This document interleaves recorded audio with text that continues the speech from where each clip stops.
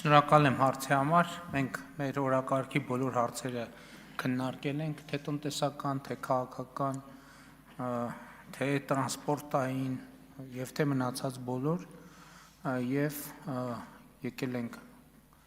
կոնկրետ եզրակացությունների, պայմանավորվածությունների, աշխատանքի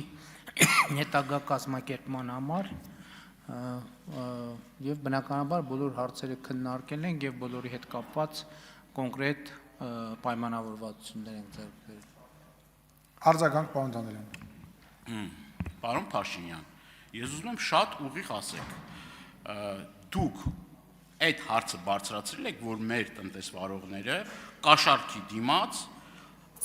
ամիսներ, օրեր շարունակ կանգնում են այնտեղ ձնի, բքի, անձրևի, եղանակային պայմանների, լինում են նաև որ ամիսներ ատևում այդ եւ կրկնում եմ նյութական շահագրգռվածության դիմաց հնարավորություն ա լինում, այսինքն ուղիղ ասել եք այս մարդկանց, որ մենք Հայաստանի Հանրապետության իշխանությունները այս խնդիրը տեսնում ենք, այս խնդիրը կա ի վերջո երբ է այս հարցին լուծում տրվելու եւ մենք իրավունք ունենք բացի նրանից որ տեսնենք որ դուք շատ բարձր տրամադրությամբ թմբուկ եք խփում, ես նայեցի այդ դրվագները, շատ լավ է, բայց դրանից զատ մեր քաղաքացիները ուզում են հասկանալ ի վերջո այս խնդիրները հստակ լուծում ստանալու են, թե չէ, այդ հարցը ուղիղ դուք տվել եք, թե չեք տվել։ Պարոն Դանիելյան, ոչ մի անակնկալ չկա, որ դուք